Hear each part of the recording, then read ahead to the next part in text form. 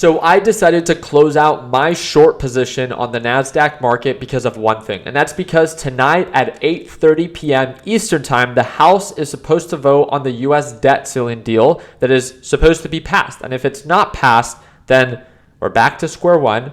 We have until June 5th until the US runs out of money.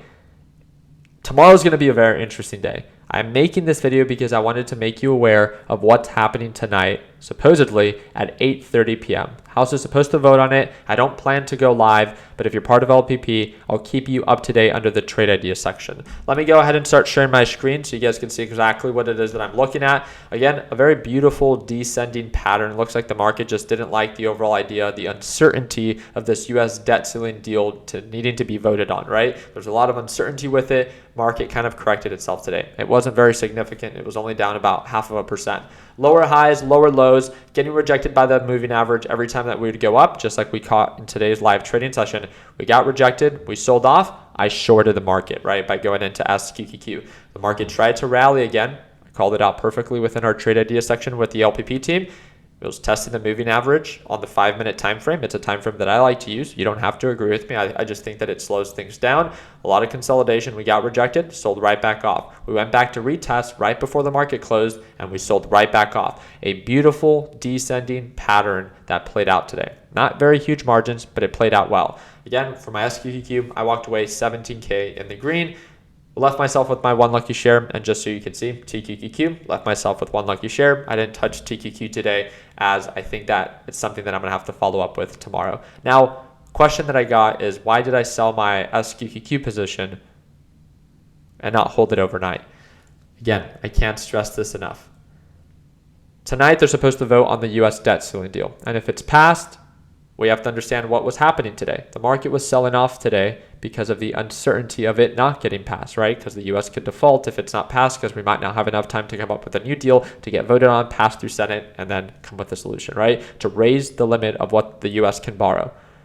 So if this is not passed, then yes, I should have kept my short position. But I can't predict the future, and the market's been very bullish, and it's almost certain that it's supposed to pass. So why would I keep a short position if it's almost certain that something is going to be passed, right? Because if it's not passed, then something much worse is bound to happen.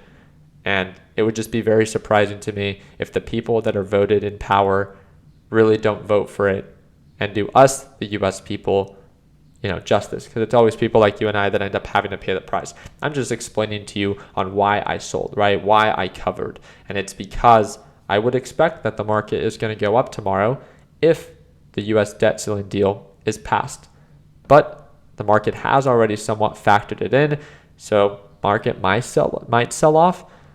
But if it's not passed, then I think tomorrow, June 1st, 2023, should be a very, very interesting day, to say the least. I'm very excited to follow up, and the easiest way that I could explain on why I'm so okay with just staying cash is, remember, my job is not to predict the future. My job is to simply prepare for it, and I can react. By staying cash, if the market's bullish, I can go long. If the market's bearish, I can go short. But at least I have the option to.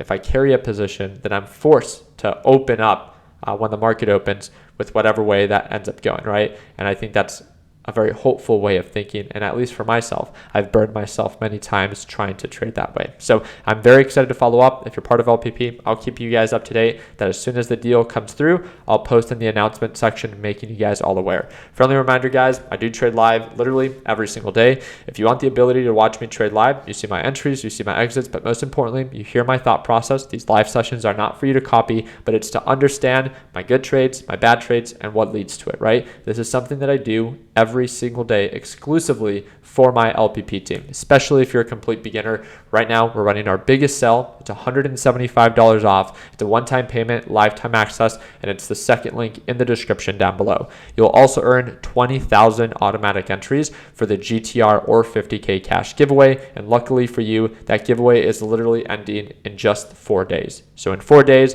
one of you is going to be walking away with the GTR or $50,000 in your pocket. But again, that is that second link in the description down below. Please do not sign up for LPP if you actually have no interest in watching me trade live every day. Yes, it's an incentive to enter the giveaway, but I also want to make sure that the people that join LPP have interest in being able to watch me trade live every single morning as a part of the Learn Plan Profit team. I hope that it earned a thumbs up. Please consider subscribing. If you have any questions, the first link in the description down below. You can send me a direct message via Discord or send me a DM via Instagram, which is the third link in the description down below. Appreciate your time. Like always, let's make sure that we end the year on a green note. Take it easy, team.